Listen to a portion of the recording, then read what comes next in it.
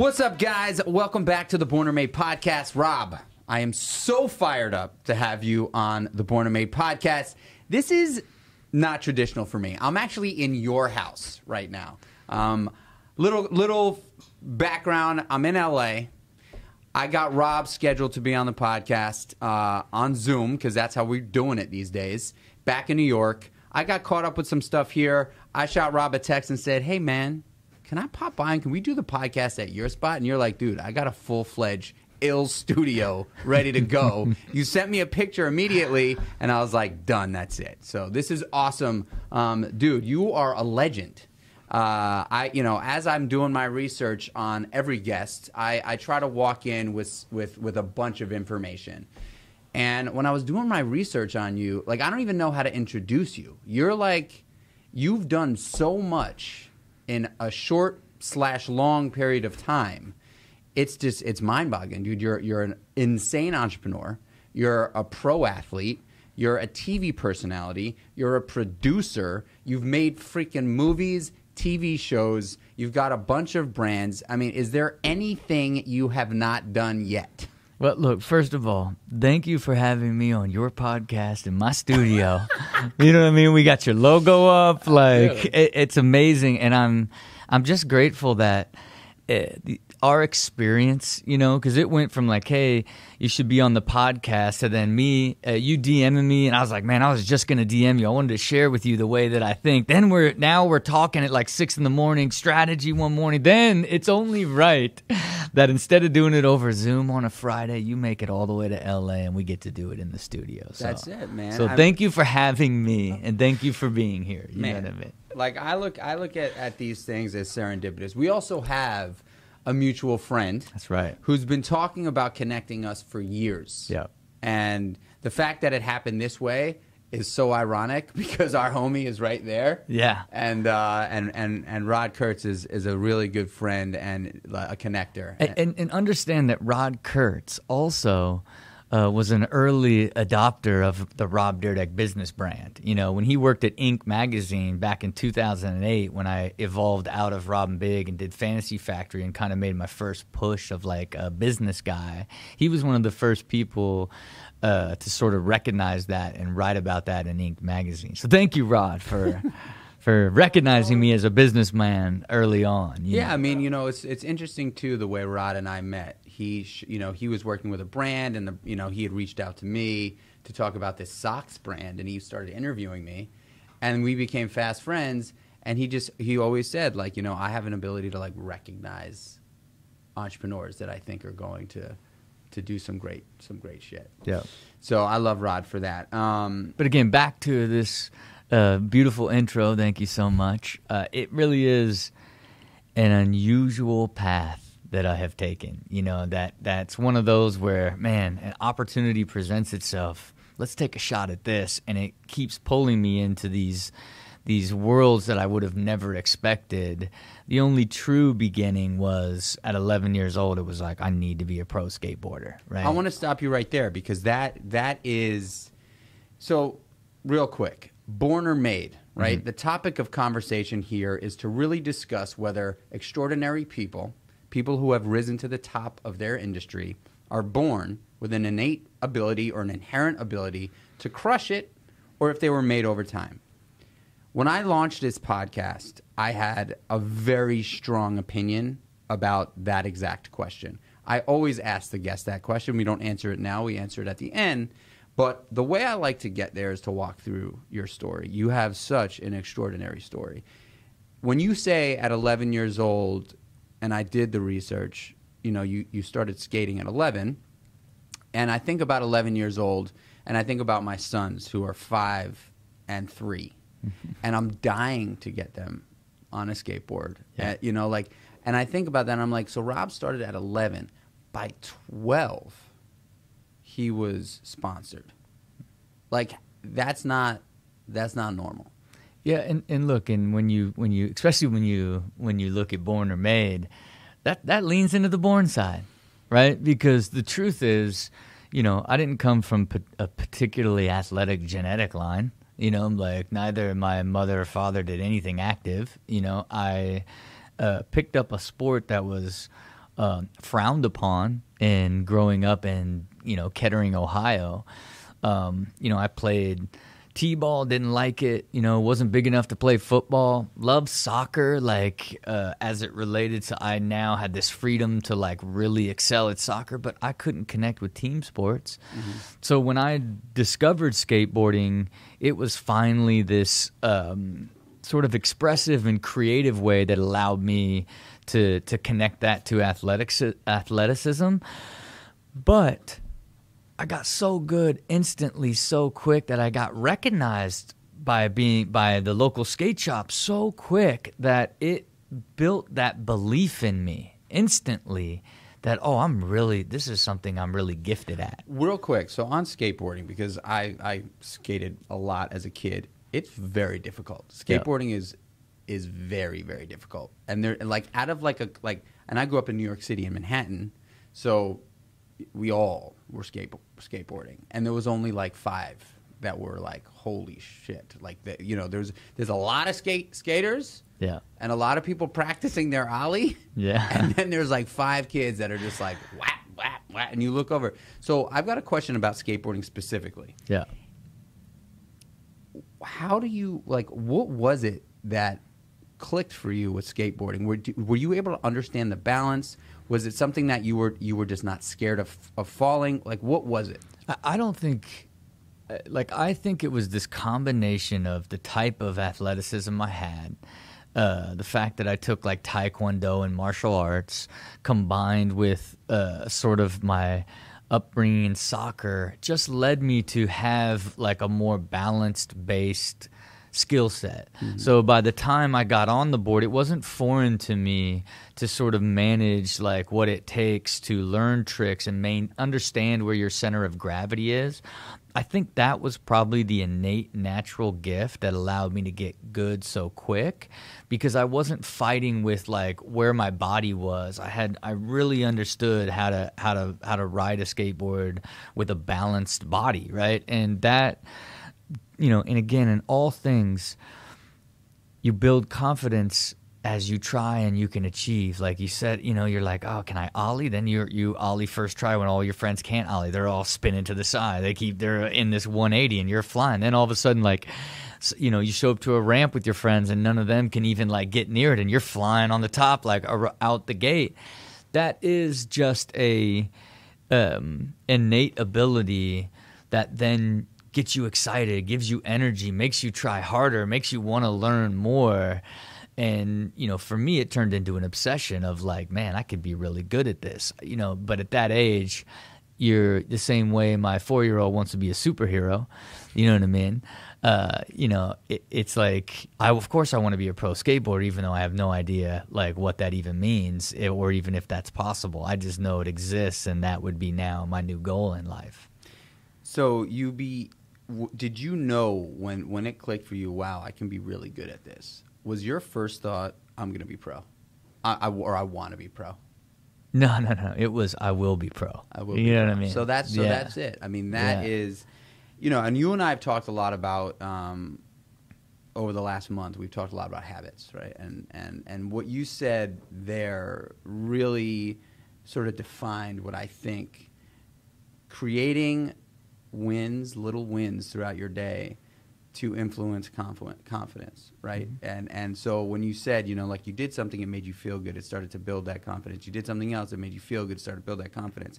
It seems to me that sort of progression for you as a skateboarder is what you've applied to pretty much everything else in your life, which you've done an enormous amount of. I mean, you've got the Dyrdek machine now, which you're essentially... You're inspiring other younger or not so or just entrepreneurs in general, elite level entrepreneurs, to come join you to build. Yeah. And so, do you think that was sort of the bedrock, the foundation for what you've applied in your life going forward? That ability to do something, win, build confidence, and continue? I was actually asked recently about how do you see skateboarding as a foundation of lesson learning for your career in general, right? And I really realized that it is almost identical to what I preach today. This concept of before you start, win, right? Because you must have a clear outcome, right? And the thing with skateboarding is the outcome is learning the trick, right? So now it's like, okay, you want to learn a backside Smith grind. Well, the first thing you got to be able to do is ollie, right? Then you got to be able to ollie 50-50. Then you got to be able to land and backside Smith grind. Then you got to be able to hold it. Then you got to be able to jump out. Almost anything that you would ever want to achieve in life has about 5 milestones, right? And so in skateboarding, you just naturally do it. Like, okay, I've got to have these first ones done if I'm ever going to get there. And when you finally get to the backside 50-50, the energy, the self-belief, like, wow, I could actually like do this. Then now you're backside 50-50 and now it's like, let's get into the Smith. Wow, I'm in the Smith. The moment you grind in backside Smith, you're like which essentially you're 2/3 of the way through those milestones. Now your self-belief is growing and growing and growing and growing to where you finally achieve it. And the beauty of that is it doesn't matter how often you fail on the way there. You're not even concerned with it. You're only measuring your slightest of progress towards the end goal. And as long as you have those clear milestones, right, like you're getting energy and you can be extraordinarily patient and fail over and over as long as you're just slightly progressing because you have clarity of where you've got to get to in order to achieve that. That's what I applied at an early age and became addicted to, right? And but it's is that simple. How you broke? Is that literally how you broke it down? Did you say to yourself, like, okay, so this is a trick that I want to get to learn? And I know that we're talking about skateboarding here because this is what you built your platform on, and I think it applies so well because I could relate almost identically for me to fitness because I know what fitness did for me early on in my life and how I've used fitness as a disciplinary foundation for everything else I do. But when you were going through this as a kid or as a teenager and you were like, all right, I've got to learn this trick, did you break it down that way? No.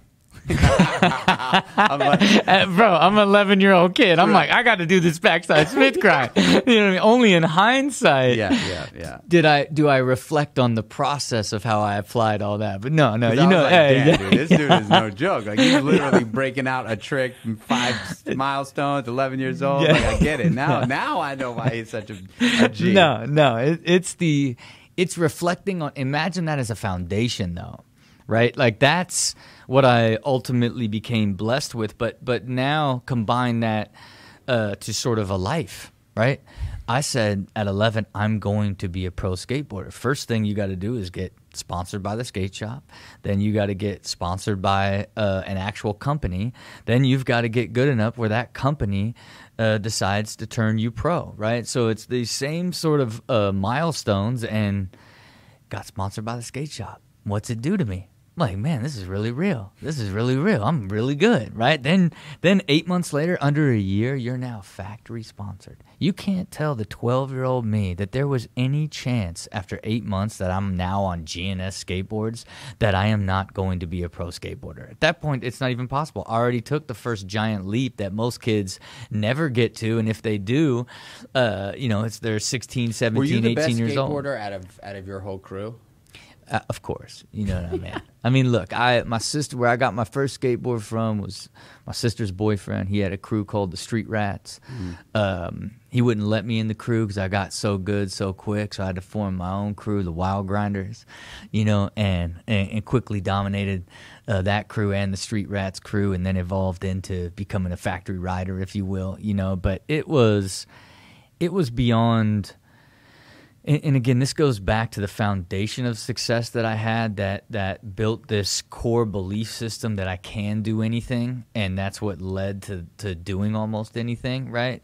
But even early on, the local newspaper would be like, when I got sponsored by GNS, like the local newspaper would want to do articles. Everybody in my school knew that I was like this already a famous skateboarder because I was sponsored by a California company, right? So it was already all of these X factors that help drive sort of your self-worth and self-belief and what you're capable of and what you're doing are being validated by everyone around you, that essentially just reinforces your belief on that path, you know. It's hard to, you know, whenever I have a guest that has this sort of early stage success or early stage entrepreneurial mindset, right? Just like, I'm going to go and I'm not going to stop. I try to ask, like, if you could close your eyes and just go back and really try to articulate what that motivation was.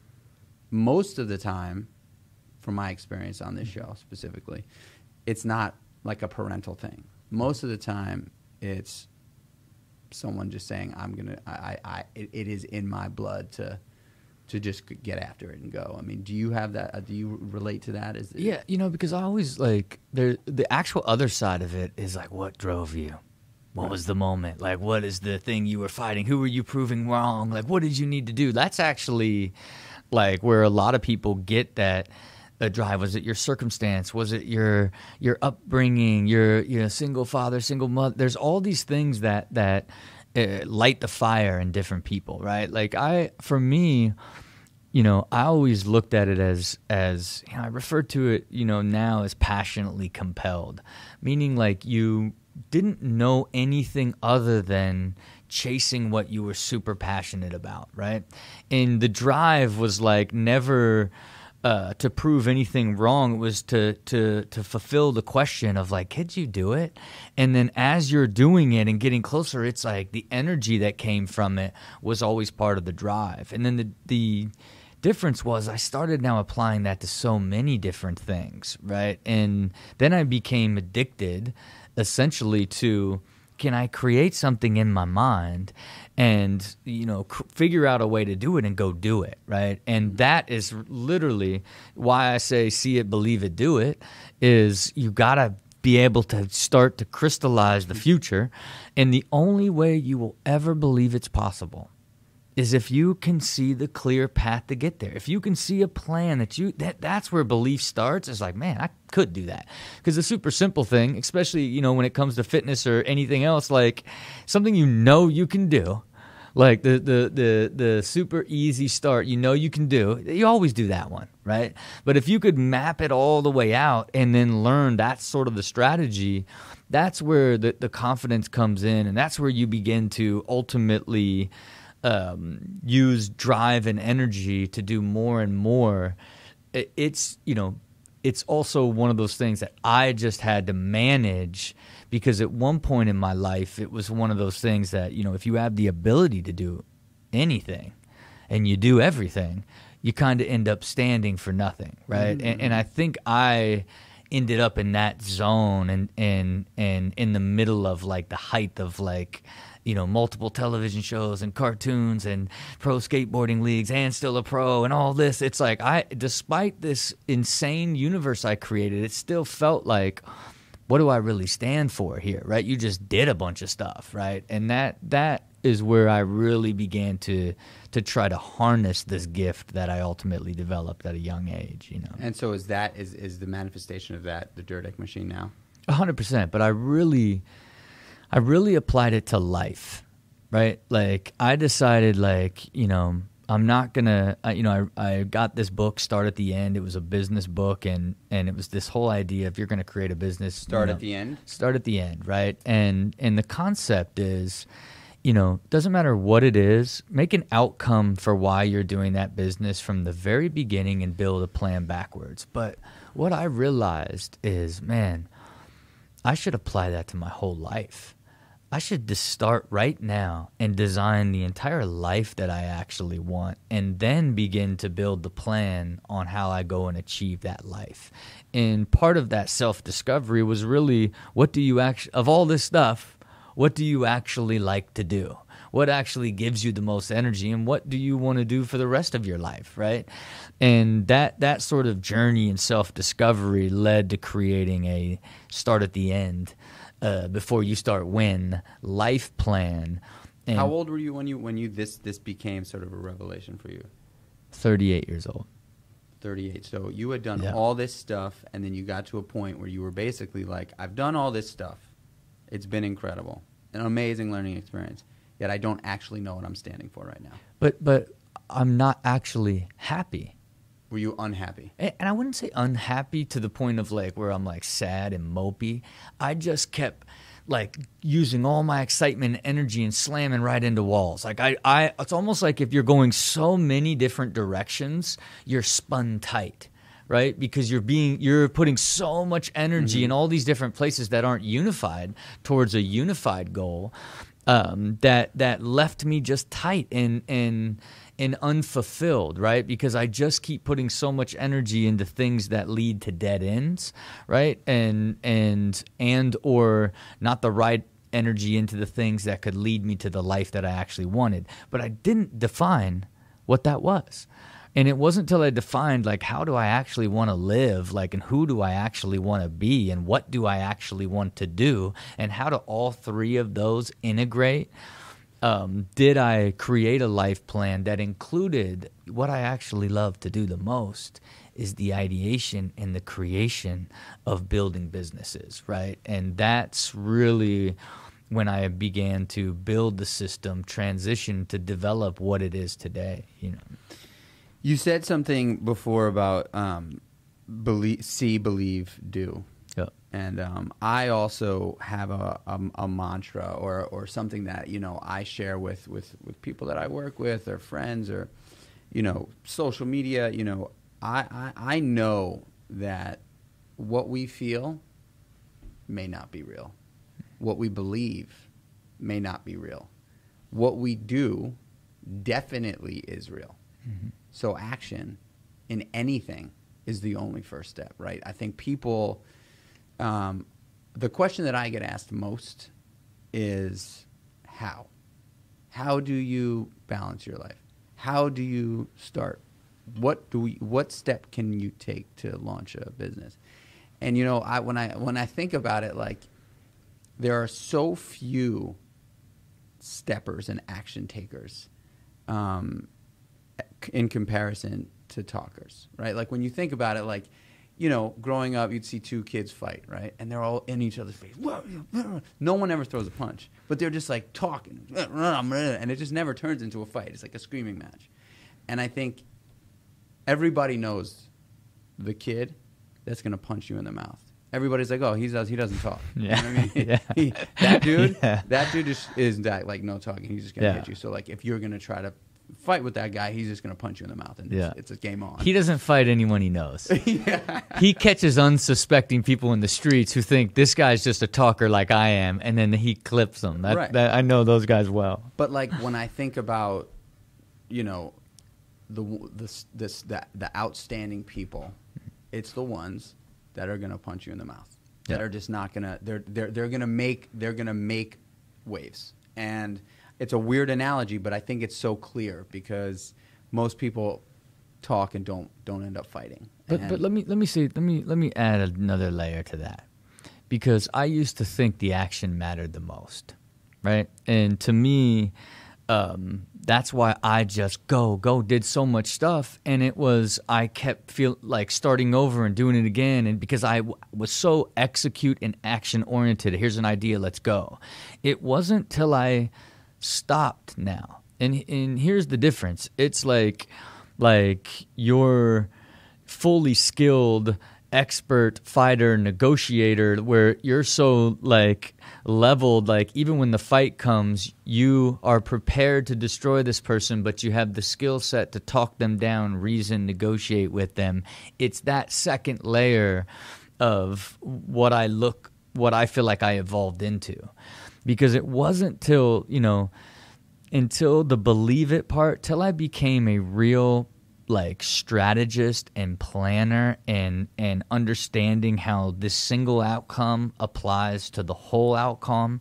When I began to look at life holistically, multidimensionally, and stop looking at like, oh, I do work, I do skate stuff, I do business stuff, I do TV. When I like party with my friends, I have girlfriends, right? Like when I looked at everything separately and had goals separately. It wasn't until I decided to tie them all together in as a multi-dimensional set of goals that were interconnected did my life change, right?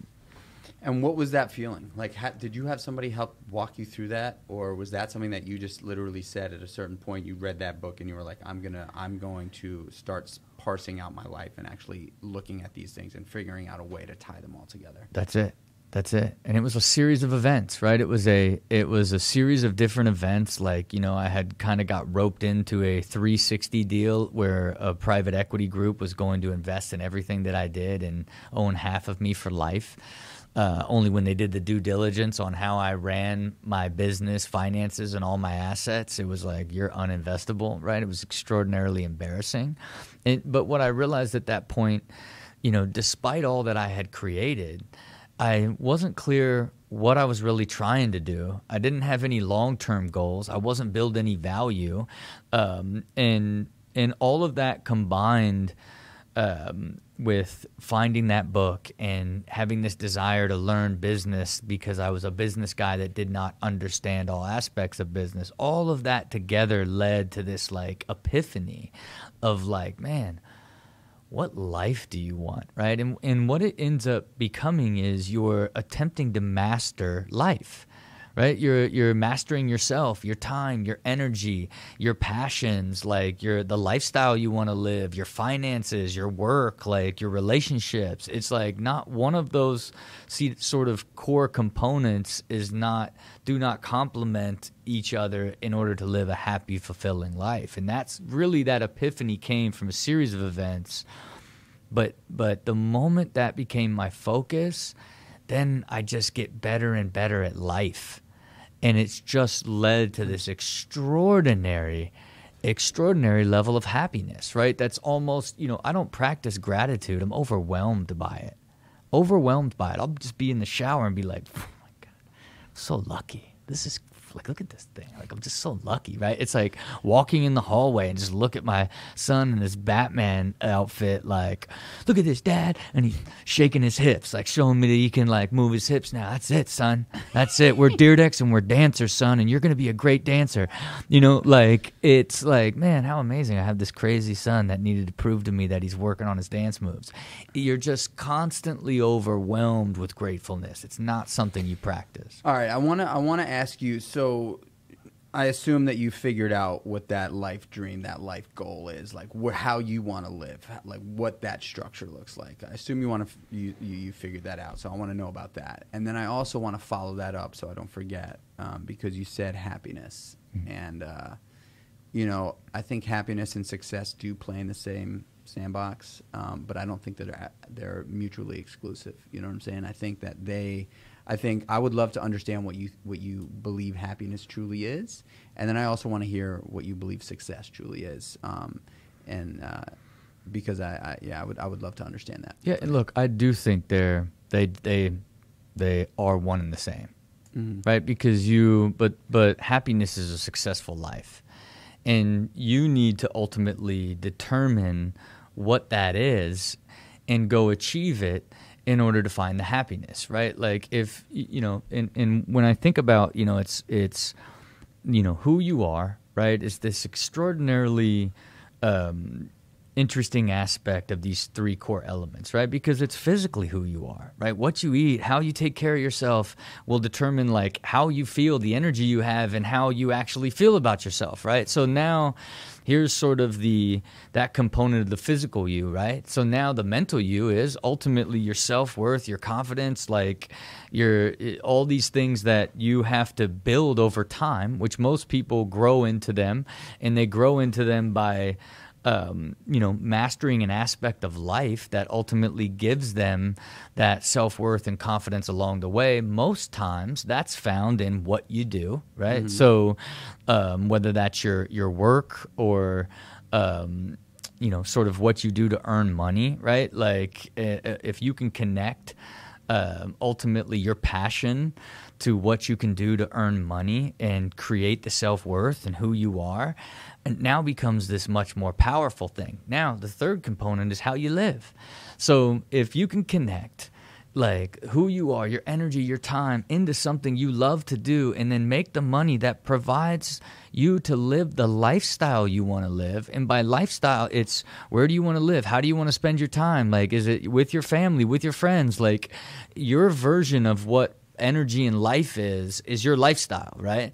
And if there's synergy between who you are, what you do, and how you live connected, and you make 50 grand a year, you're successful and happy, right? It is only when you vision yourself as like 20 million in the bank, and like, your passion for, you love to carve pumpkins, and you want to be able to like live out your passion of carving pumpkins, but you're never ever going to live out your $20 million dream and the lifestyle that you want to lead in it, right? Like, and I think that's, for me, one of the things that became really clear is like understanding how all of that worked.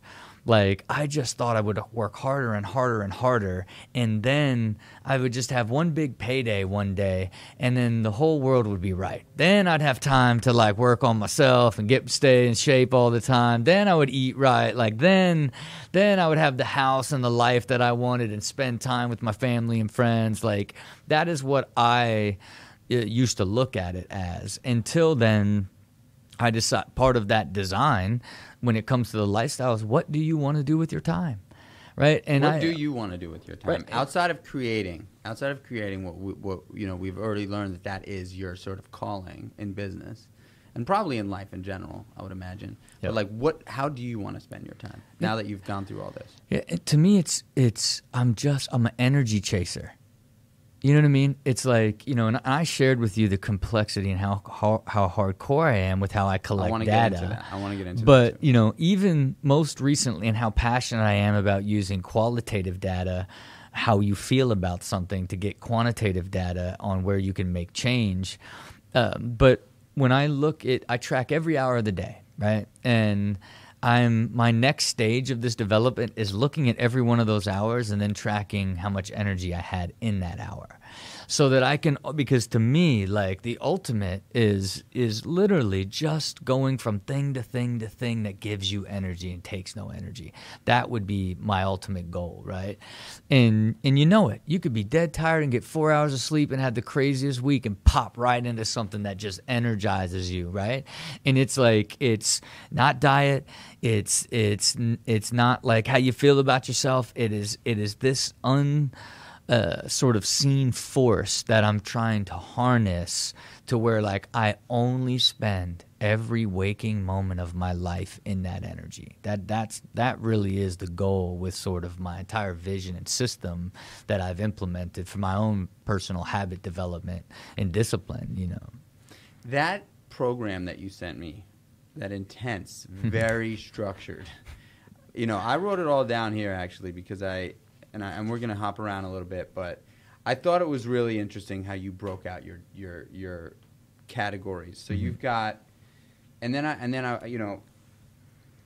you've got 5 a.m., brain train, meditate, workout, life, work, health, motivation, sleep, drinks, and diet.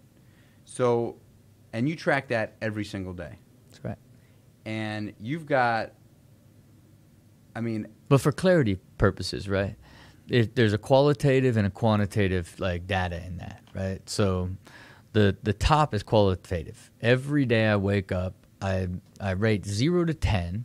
How do I feel about my life, right? So again, the life and the way that I'm living my life, and health, right? My mental health, my well-being, every last aspect, and then work, right? Like, how do I feel about what I'm doing? That's part of that 3-part. In what I found, I've been doing it for 5 years, but it became this simple, right? If it was a 5, take it or leave it. Not overly excited, not sad. A 4, it was half empty. 4 and below, it was like, I should have never even got on TV. You know what I'm saying? You could go, when you're half empty, you literally could like, why did I even buy this house? You could pick apart almost anything in your existence if you ever get half empty. Versus a 6 and half full, let's ride. Oh, that was crazy. Okay, whatever. You're hopeful. It's driving. There's these factors that keep you there. But I realized it became this really simple feeling, and I began to look at it from all of those. Then I began to I wanted to understand my motivation, so I started tracking each morning when I wake up how motivated I am. And how do you do that? 0 to 10. I just put it in a calendar. And what does motivation feel like? Today I am so optimized. It's the highest level of optimization for the longest period of sustained high performance I've ever done so far in my life. And, your body wakes you up when it's had enough sleep, right? Sleep is not something that you need to worry about. Your body manages it for you. I'll go to sleep at 9:30. I pop awake at 3:45. Bang, think of all the things I want to get going, and just immediately straight into just get into just in it, right? That's a very high level of motivation, right? And so that is so I would track that at 8, 9, right? Okay, but question on that. So some people, sometimes myself included, I have a similar situation where I don't wake up at 3:45, I wake up at about 5, but there is that motivation where there are times where I'll pop open in the middle of the night when I'm thinking about something important, right? And you're just you're in it. Some people perceive that process of waking up and then boom, thinking about what they've got to do as insane anxiety. Yeah.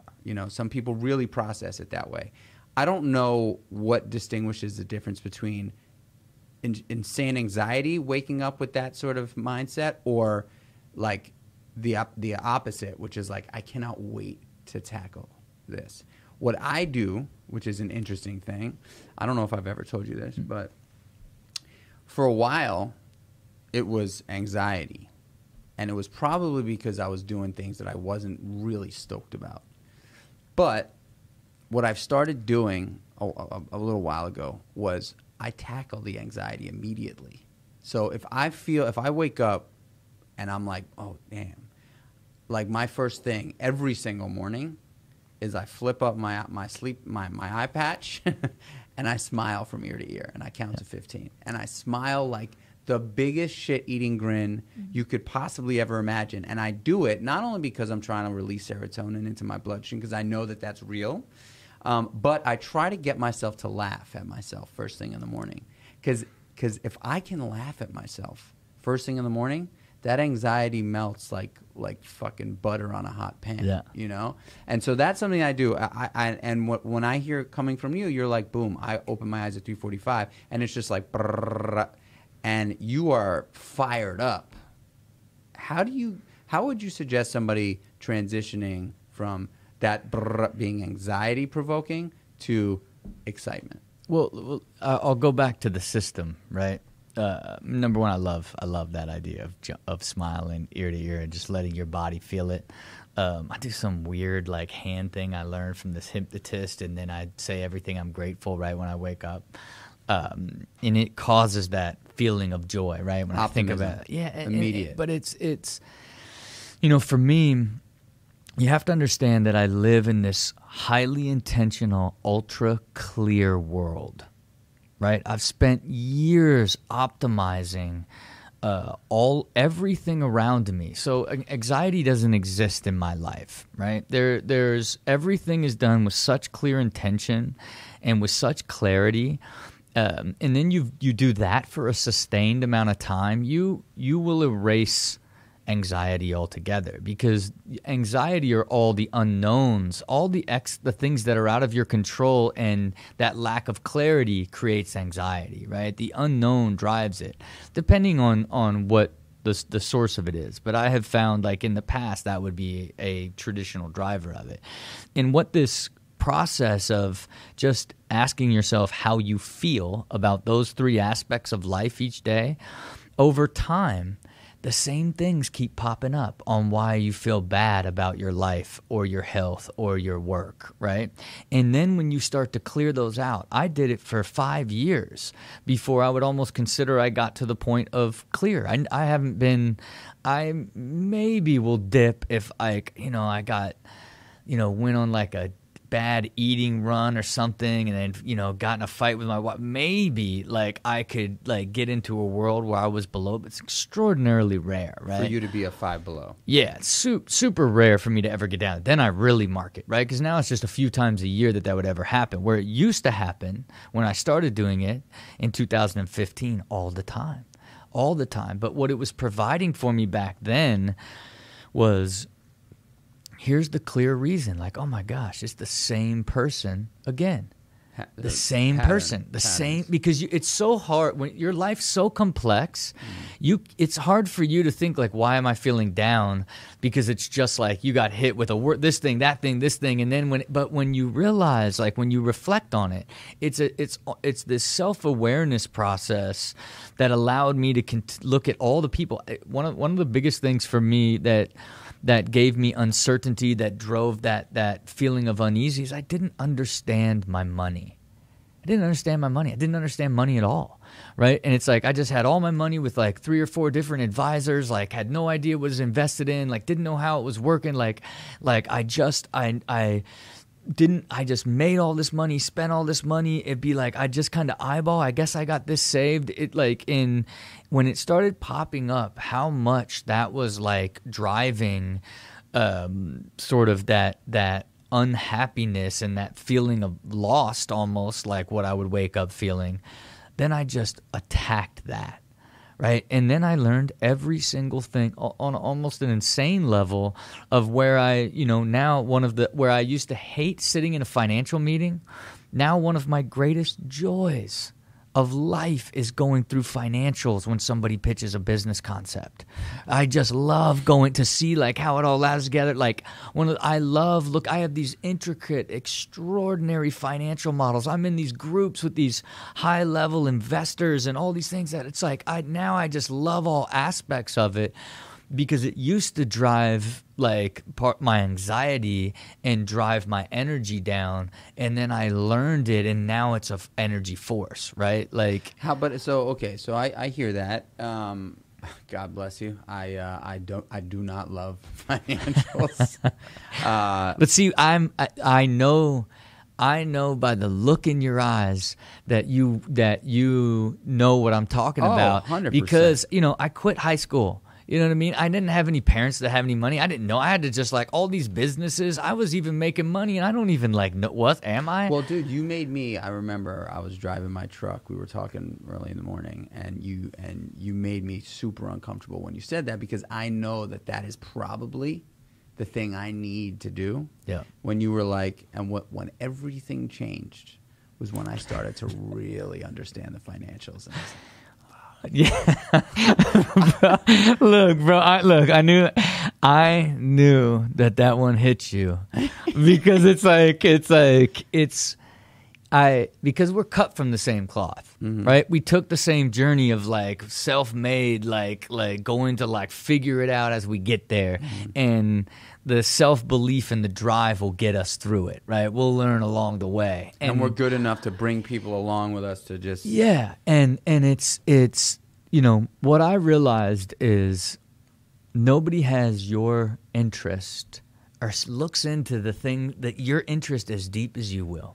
Right, especially on the financial side. Like there's really smart people that can help guide you and make you okay, but only you can make you great, right? Like especially as and you got to learn it in order to do that. You know what I mean? And so what did you do? You just read books and Man, the biggest thing I actually got is I got a CFO consultant, and she just helped. We would just started going through we would build financial models together. We would just go through everything. Eventually, she built, my life operating model. And I have this extraordinary, finance. Now, look, it's the most amazing thing now because it takes the Dyrdek machine, Rob Dyrdek, and they combine into two, because it's essentially like one, I'm basically a family office. So they combine both of the balance sheets and P&Ls combine into a single one that then is this super detailed way of where and how I spend all of my money.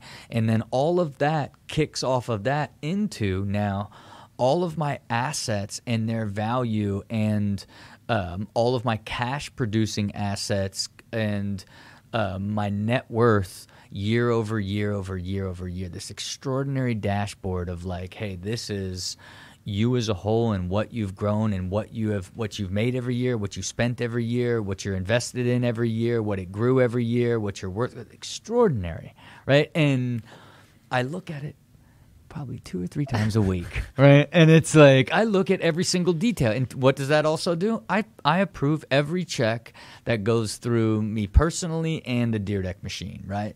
So there is not one aspect of money in my existence that I do not fully understand 1,000%. Every decision I make is from clarity and intention when it comes to anything money. Erased all anxiety about my money and my finances and everything forever. Where 5 years ago, I would just like, I don't like, what am I doing? How much do I owe in taxes? Like, did I even pay taxes? Is this guy even good? Am I earning money on my money? I don't even know. Like, okay, let me just make more money. You want to know what? I'll just make more money. That'll take care of any of this unknown and the way this is making me feel. Mm-hmm. I'll make more money. See, you know, it's controversial in what, maybe controversial is a little aggressive. It defies what I was taught potentially, because what I know is this: if I'm really good at something and I've sort of uncovered what that really good is, and it's a non-quantifiable skill set that I have, that you have, it's hard to say, you know, it's an emotional thing, right? Where like you have been able to make people believe in you. You've made money, you've lost money, but the superhuman power that you have is that people believe you. They believe you. Like, it's real, right? You've put all this shit on the map. And it's all because you've been able to convince lots and lots of people to believe you. Whether it's TV, skateboarding, and it's obviously proven, right? Like, you've proven yourself. But ultimately, people believe you. And I think that's what's been a power of mine, where I am able to sit across the table from somebody, any setting, put me at Skid Row, put me in the White House. Like, it's a big range. It's a big range. I'm going to sit down and I'm going to be able to chameleon myself to connect, not only connect, but like make you believe that you're right where you're supposed to be with me at that moment. So look, it's a superpower. I have it, right? It becomes even bigger if you use that with clarity on where you're actually now directing that. Because look, the belief can only get you so far. Like, if the output of what you put together does not perform to support the belief that you got, right? Mm-hmm. So my whole life was like, how do I get better and better and better at being able to deliver and get more clarity on what I expect to get out of it? So when I use being able to put those people in the right room, have those right opportunities, and get them to believe in this vision and this opportunity, that I have a better understanding of how to get to the output where everybody wins, right? I think that's the evolution that I went through in my 40s, if you will, right? Late 30s, and then now I've applied it full scale for these first 6 years in my 40s. Like, that is sort of the difference, because I spent a lot of time using that ability and building extraordinary visions that like went in and sold them, and people were about it, let's do it, and they didn't do very well, right? And I would struggle with like, I believed in it, I swore it was the right plan, and I realized that I especially in business, that I was never looking at it through the most important lens. in business and people that invest in businesses, and that is the return, right? At the end of the day, you're investing in this idea not because I'm so passionate and have an extraordinary vision. You're looking at, does that turn into a certain return on my capital, right? Can I get 10x on my money? Can I get a 37% IRR and beat the market and a private equity fund if I put this money with this young man in his skateboarding league or his Mind Right bar, whatever it may be? I think when I transition to that, tying them together, did things really change? But one other thing that I would say too, right? Like, so... All right, I want to touch on, I want to just go back to this one thing that I was saying. So, what I've always been taught and believe to a certain extent is when you're really good at something, you fucking triple down. You don't double down. You pour the hot sauce in, like, you're trying to burn down the house on that thing. And then you bring people, you attract people because you're so good at what you do, and people love that it's infectious. People want to be a part the culture component, right? Like, and so then you attract people to be really good or that are really good at the other things that you kind of need help in, right? For me, absolutely finance. However, when I was driving that fucking truck, I was like, damn, I know I got to dig into this financial piece. And you don't have to master it.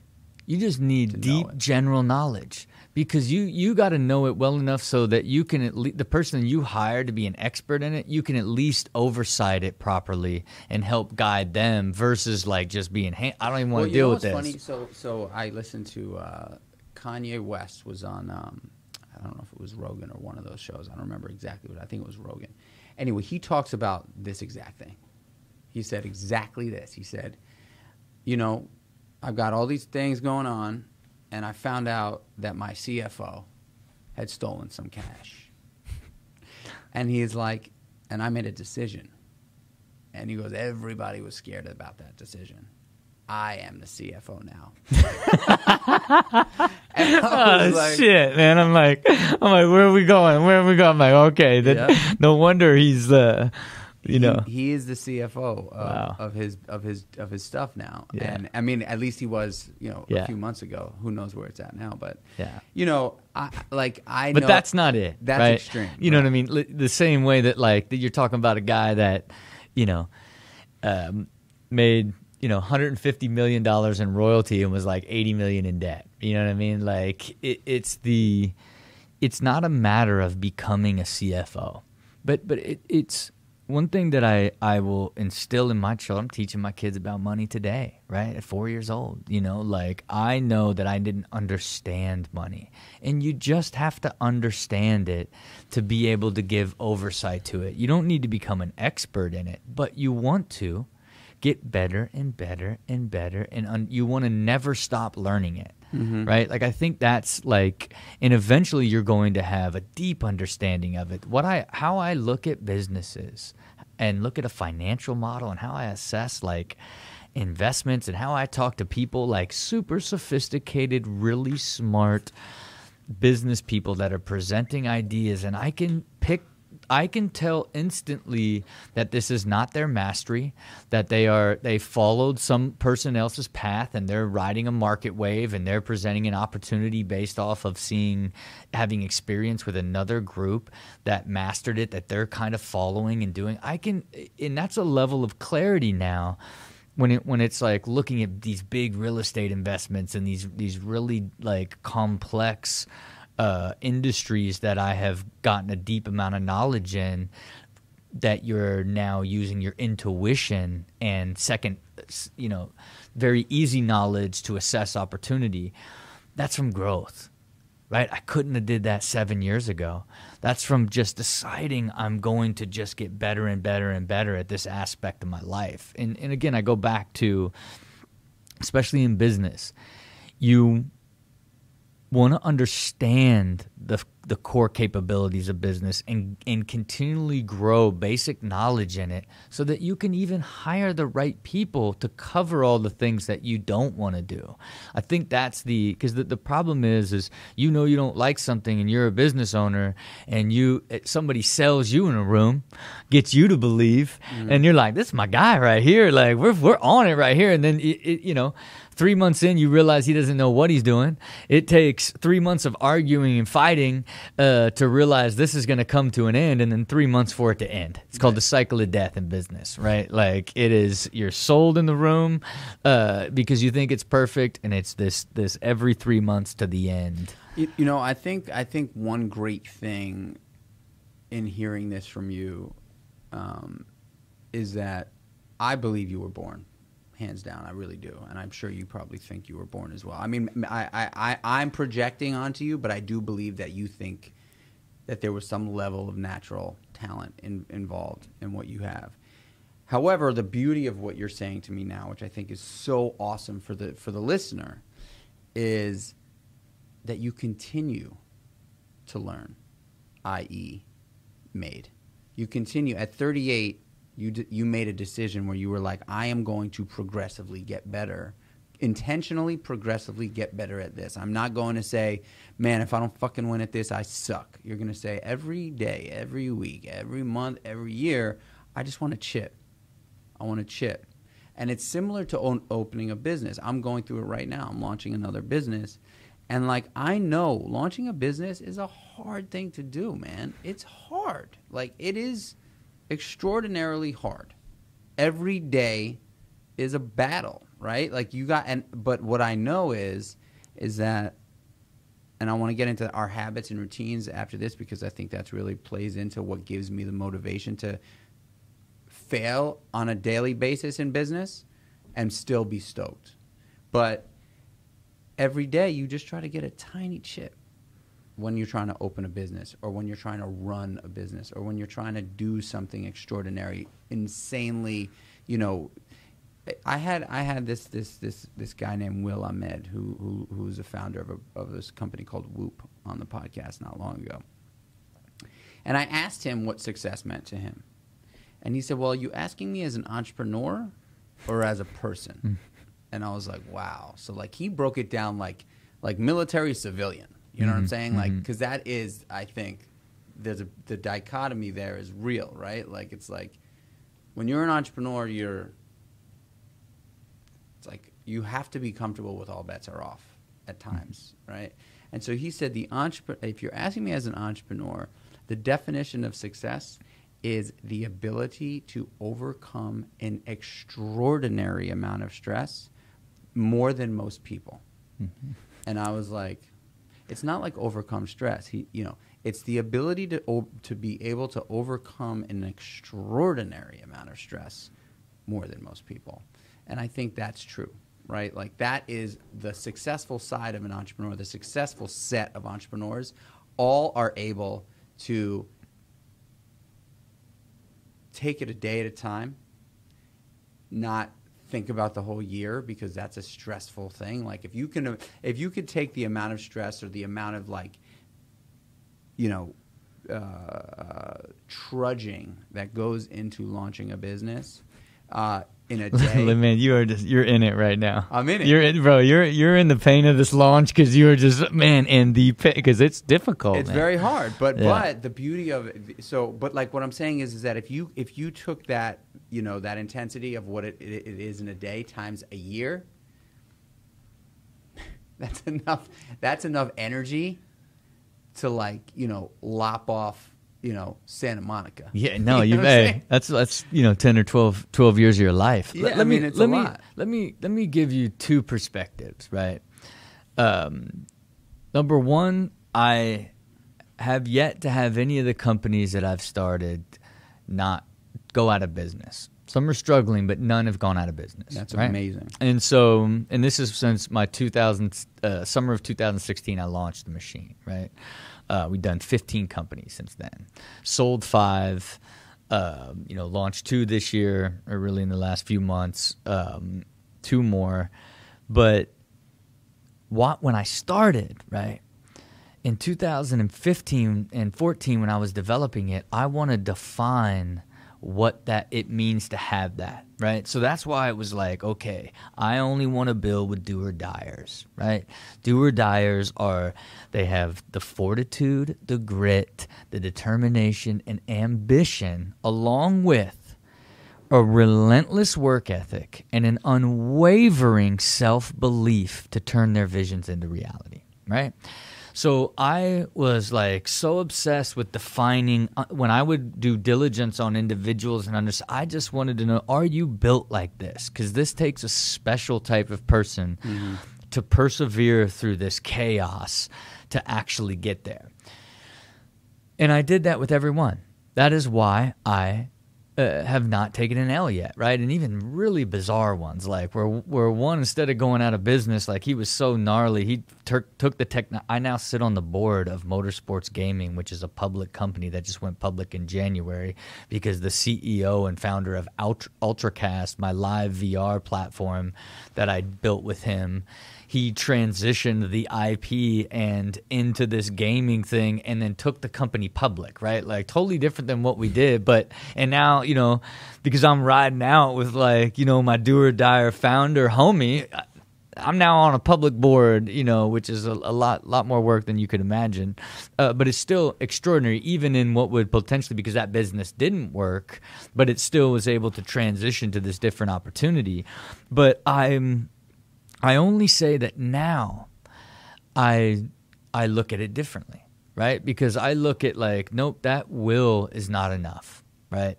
And because through that discovery, I realized the reason that will was needed so much was because they were also learning so much at the time. And it wasn't till I started evaluating people's founder market fit. How well do they understand the industry that they're going into, right? Then, because a lot of the guys that I built companies with early on were in industries for the first time. Right. So I really began to understand that. Then I used to think like, hey, you're a business mind. You're like a brand mind. If you're a brand mind, get a business guy. But what I realized is like my hero CEOs had general knowledge in brand, product, media, marketing, sales, operations, and finance. Right. So now they multidimensionally understood business. And they had experience in an industry. All that like hardcore extra work and chaos was alleviated based off of their experience and mastery of business that had already been developed, right? Mm-hmm. And so the process of these new builds that I've done through that lens has been this much more peaceful, exciting, like the build-up has been super methodic, a ton of testing leading through this, and then our launches have been smooth and growing because versus like the ones from my 2016 vintage, it's all with founders with bad founder market fit. They all launched to no sales, almost all of them, because I hadn't they didn't have the skill set of the core capabilities. I hadn't fully developed the skill set of how to see it through the entire process, all the way to audience development, all the way to distribution, like all the way to launch. Like there was still despite doing so many companies before that and creating my master plan, I still had to go through doing all of these companies to continually learn what I didn't know, right? And so now when I assess and build with somebody, we're talking about the opportunity so much more fluidly. So by the time we launch, it's already off and running. We're hitting plan. We're running and gunning. Way more fun. And yes, it's chaos. It's amazing, exciting. We call it structured chaos because you at least you're looking out forward of like, hey, we got to get to here. Like, here's what potentially could happen. You're seeing where the chaos out in front of you instead of being reactive to everything would be where I have evolved to. You know, I sort of when I try to explain it to people that really don't understand what that structured chaos is, I sort of say, well, if you don't know the game of football, right, and you watch a football game, you're like, there's a bunch of dudes just running around the field. However, if you knew that when that quarterback receives that ball and everybody goes, poof, that quarterback knows exactly where every single person on that line to the right and to the left of him are going to land in about 2 seconds. He doesn't even think. It's just like, boom, ball, I'm throwing it right there. I've done it 100 times, right? 1,000 times. And so I think that organized chaos, that structured chaos is ultimately what business life is. But one question I would ask you that I think is an interesting one. So in the restaurant business, the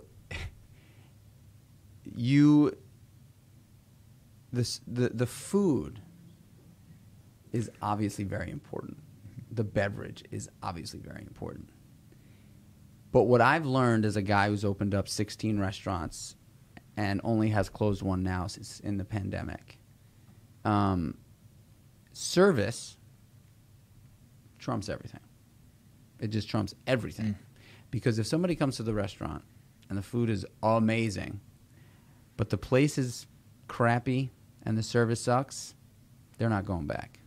Somebody comes to a restaurant and the place is amazing and the food is amazing, but they get treated like shit at the table, they're not coming back. However, somebody comes to a restaurant and gets greeted at the door with a smile, the food is pretty damn good. Before they leave, the manager and the server know their name and say, "Thank you, Jonathan, for hanging out with us. This was awesome." Maybe give you a high five. You're going back to that restaurant, period, right? And so when you look at businesses, is there a specific thread, a common thread amongst the jockey, the entrepreneur, or is it more of this has to be a combination of idea, entrepreneur, financials, or is there something that just tends to stand out for you?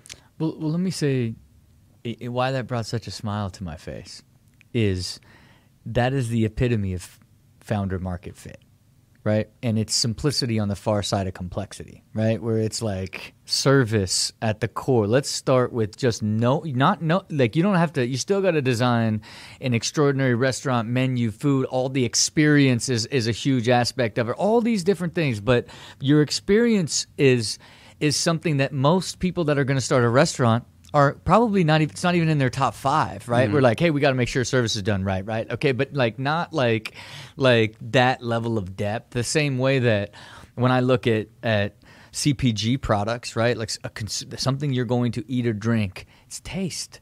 Like, I don't care what the functional benefit of it is. I don't care what the vision for the brand is. Like, if it's not if you don't love to eat it, like if I don't taste it for the first time, be like, man, this is amazing, I don't want to do it, right? Like, and to me, I go back to it really is a combination of a bunch of things. It's not so binary. It's not, I can't look at that person, even if they're an amazing, like, do or dyer with the spirit, and then not like, if I don't feel like they understand all that or can tell it back to me, like,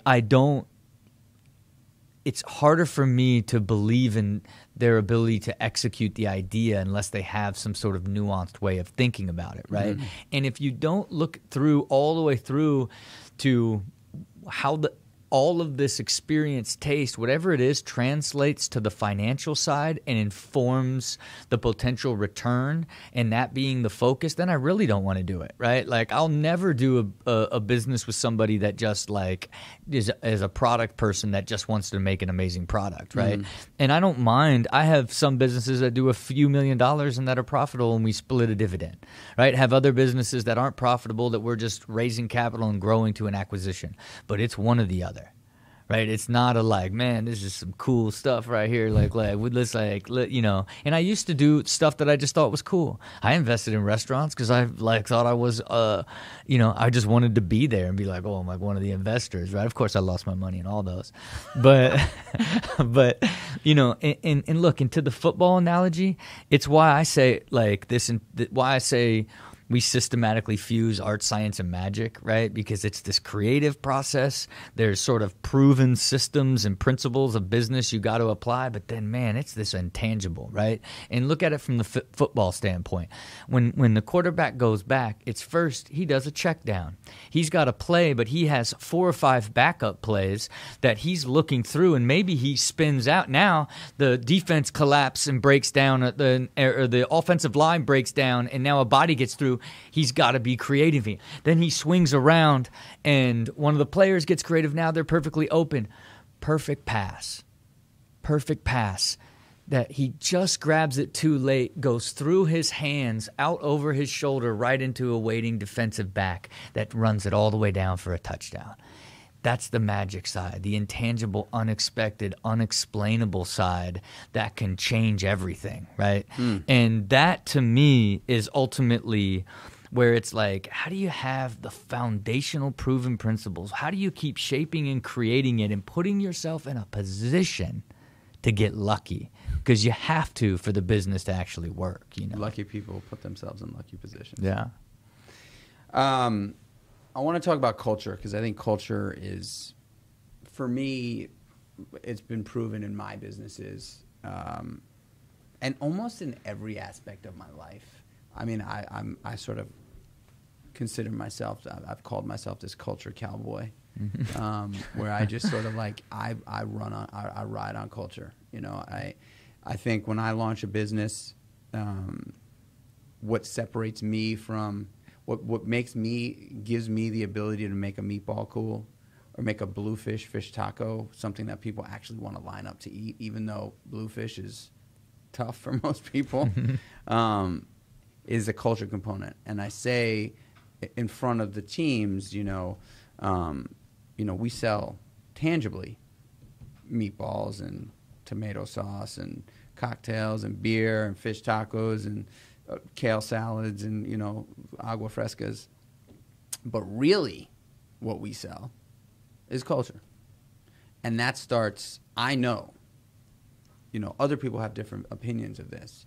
But if there's one thing I know, if the staff and the team wake up every day like insanely pumped to wear the jersey and wave the flag, like when somebody asks them where they work and they say, I work there. Yeah. Like, fucking yeah. You know what I'm saying? Yeah. Like, that is the magic that I have been able to sort of procreate in my business life.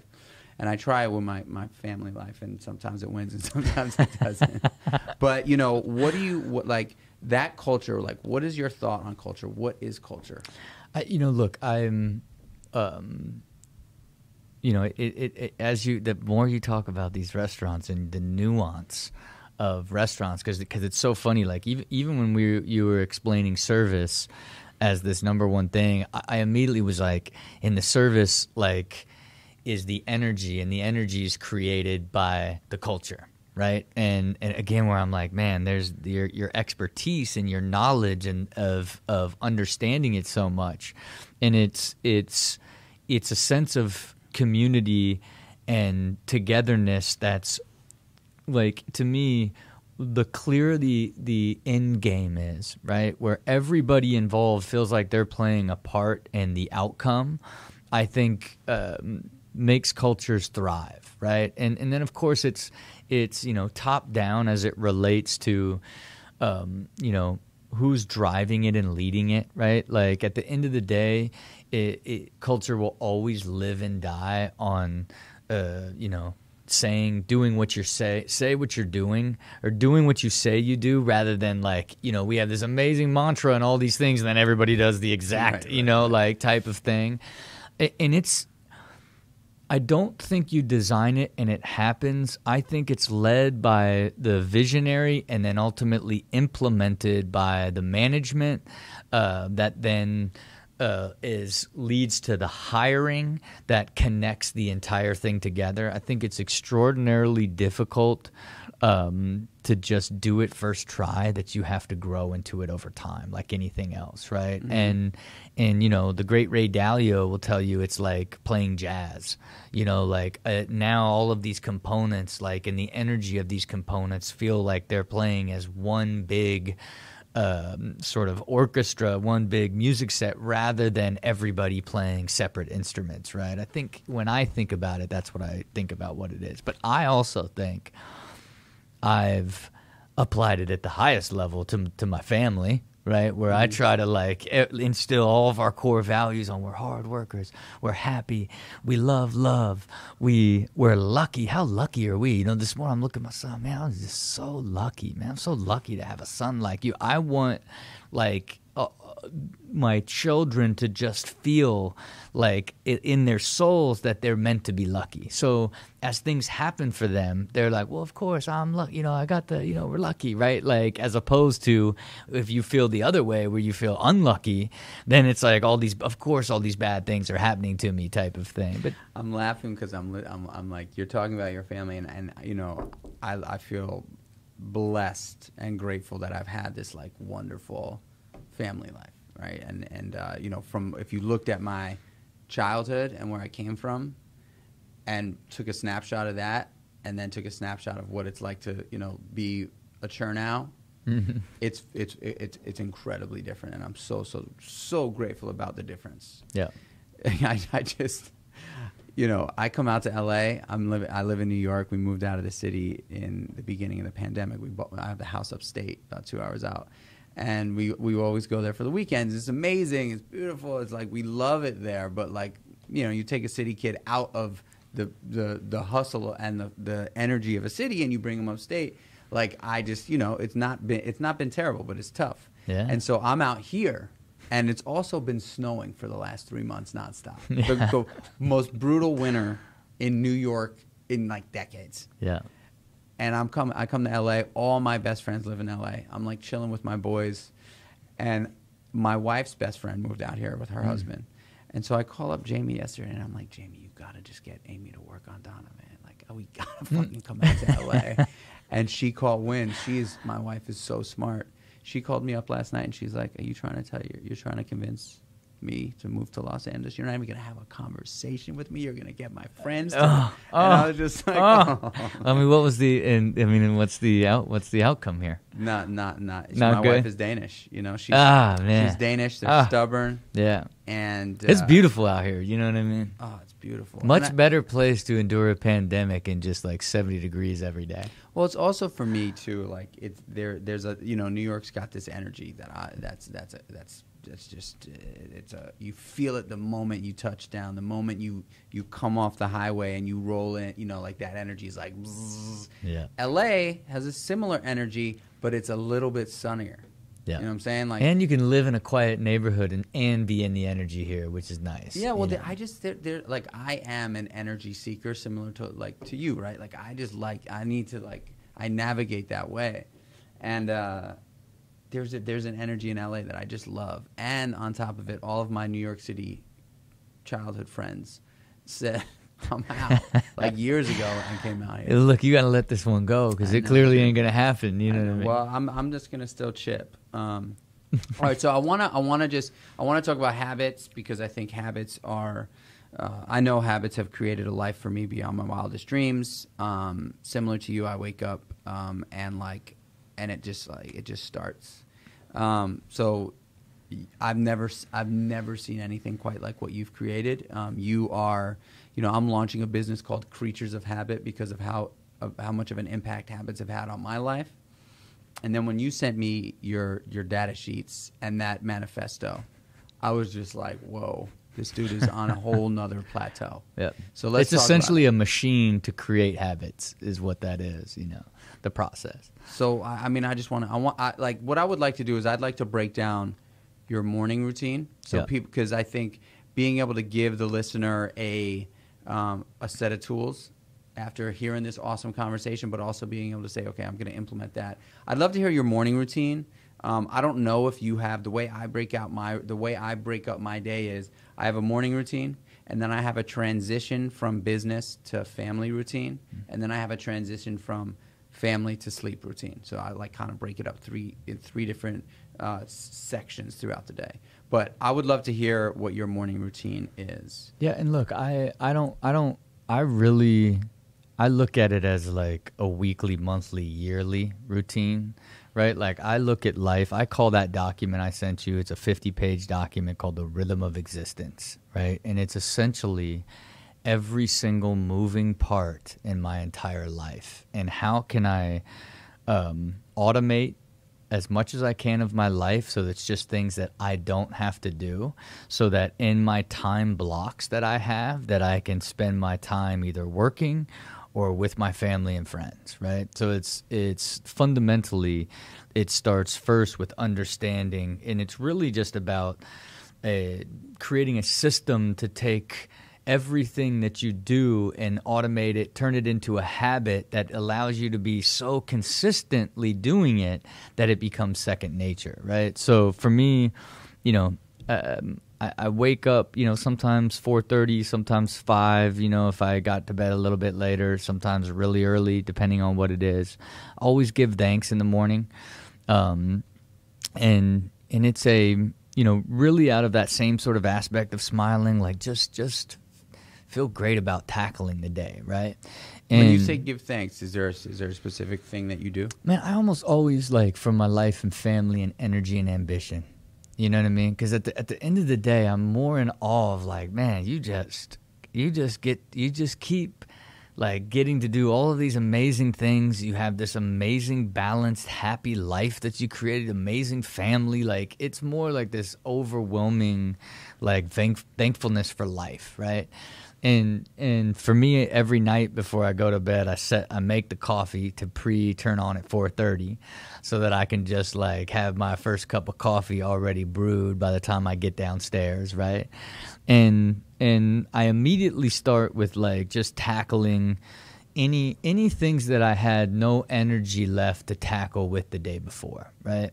So if I have something that I need to execute or some deeper thought stuff, that time in the morning, because imagine that. You get almost a whole extra month a year of execution time by getting up at 4:30, And so to me, I try to really spend that clear, fresh energy to just tackle some of those harder, bigger, executable tasks. I immediately track how I feel from my qualitative data. First I track my sleep from the night before, how many hours, and 0 to 10 it. Then I go to the previous day and and my motivation for the day. Then I go to the previous day and do the qualitative data of how I feel about my life, work, and health. Then all of my core health things I track every day is, did you do your diet? Did you not drink? Did you meditate? Did you brain train? Did you get in the gym, right? So now you have these 5 things. It's just those are yes or no. And then I always send an email to my wife, how does she feel about our relationship, 0 to 10 every day. Right? In the morning. Yeah. So, but really right before she wakes up, every single day, I send her an email of every single thing that I'm doing in the day and a little note about it, so that and a big love quote at the top, right? And I'll tell you what, this is systemization and habit and optimization towards our relationship. And that's a tough thing to do, to send that email every day, right? But once you just start once you begin to automate it and do it, now it's just part of your life. You don't even think about it anymore. But what it gives to her, I'm someone that does so much that I would think I would tell her everything that I'm doing, and in between everything, and oh, I'm not going to be all this stuff. So it would cause I didn't know you were doing it. You didn't tell me you do that. So now by doing that, it gives her total clarity on everything that's happening to that day and puts that at ease, right? I gotta do that. That's such a good look, one. It's super super helpful, but it alleviated just another thing that just was unbalanced in our communication, because I could never remember to say everything that I was doing, right? But wait, question there. Yeah. So I think that's so good. I mean, anybody listening, I mean, I know being a busy person and married, and I don't do that. And when my wife asks me what I've done, I just don't even know where to begin. So I kind of like forget. So I think that's such a cool thing to do, and it probably is as simple as like in my, so I'm going to start doing that. But let me tell you how I automate it. Then I have my assistant each night go through and put the schedule and then send me put a draft in my inbox, so that then when I get up now, instead of having to go through each thing, I just have to adjust the things I plan to change and then add my personal note to it. So it's fast and efficient, right? So, and again, I was writing them out initially. Then it was like, man, this is too much work to do. Then I said, hey, this is what I need you to do right now. And this is, again, optimization and automation assists habits that just turn into what you do. It's just how you live, right? Do you speak to, do you have a good relationship with your mother? I do. Do you speak to her often? Well, in order to not miss it, right, part of the rhythm each week is FaceTiming with my parents and my kids twice a week, right? So rather than just hope that I find time to do it, I added it to the rhythm. And not once, but twice with the kids and the wife, so that they feel connected to our family and that we see them on an ongoing basis. Again, like it is a push and pull. What happens? All of a sudden it's 2 weeks since I talked to my mom, right? Like, and it's like, oh, I'll try to FaceTime tomorrow. Like, versus like now it's in the rhythm. So it happens like at 7:30 on Tuesdays and Saturdays. So I know that I never schedule anything around it. It's now in my flow, right? So 7:30 a.m. Yeah. And they live in Ohio, right? So it's easier for them. But so, so again now, I still haven't even woke my kids up, right? So I'm still ripping through everything. At 6 a.m. every day I brain train, right? And I do it with a Luminosity app, right? And it's just a quick 15-minute, like, it's a discipline thing for me, right? Like, yes, it's adding to some cognitive sort of work, if you will, but it's also discipline, What's right? the app? Lumosity, right? The just brain training app. And then What is brain training? To me, it's just sort of all of these different apps, if you will, games, if you will, that just get you to use different parts of the way your brain functions together. For example, it's like these cards that'll be, does the card match the color below, right? And it'll say red, and then the color below would be black, and that would be no. And it just switches, like sometimes it's red, yellow, blue, red. So your brain has to like keep like being able to recognize both sides of it. And again, it just using different parts of your brain to build to keep it sort of strong, where you primarily would only get that from reading, right? So is that something that is that you doing that? Is that something that you just decided you were going to do, or is that something that someone it's funny. I never even cared or considered it till we started developing Mind Right, and then I was like looking at like who could we collaborate with if we have this better for you healthy brain product, and I found the app, and then I just started doing it every single day. Now I added it to my routine because I like it from a discipline standpoint, right? But it's also like just another piece of it. And then, I have a meditation machine that is called a Somadome that you get in, and it takes you on a guided sound and light meditation for 20 minutes. And I listen to the exact same meditation every single day. And this meditation is a manifestation guided meditation that is just like you control the universe and everything is just conspiring for you, like this entire and I just sit in there and I just feel what all of these things that I want to happen, the feeling of like being there and them existing and that energy going through my body as if like I'm experiencing these things for real. Like self-prophesy. That's it. It is just literally looking at like my incredible financial models and seeing 780 million in my net worth. You know what I mean? Like trying, like just and visualizing, like looking at all the asset classes and their size and thinking the feeling of what it feels like celebrating wins of companies that are around. Like, I have this company outstanding foods that we want to take public next year. And I'm constantly like visualizing what it'll be like, the feeling of going through taking a company public. So is the meditation, so does the meditation call out those specific things, or is it just more, it's just general. Gotcha. And I just use it to if you can imagine, you just pop out of there of like, I'm going to actually realize all this stuff. I'm going to fucking Mars. Right? Like, it's an unusual form of meditation, but I feel like, man, it's the most powerful thing that I do, because it's like, it just, the great Dr. Joe Dispenza will tell you you're essentially putting the information into the quantum field, and that's the only way to attract it. Yeah, and so it's like that is sort of that application of it. Pop out of there, write the email, send it to my wife, and then, or actually at 6:15, I stop after brain training and I go and I get her a coffee. And then I bring her a coffee every day at 6:15, whether or not she wants to get up and drink it or not. It's depending on how much more she wants to sleep. But I do it every single day before I get in and meditate. And then send her that email, and then go get her for us to go wake up the kids at 7. So that's like my 4:30 to 7. And then at 7:30, my trainer comes to the house. So I wake the kids up every day of like affirmation and song and spirit and this entire energy for the kids of like, literally every day, welcome to another extraordinary day in your amazing life.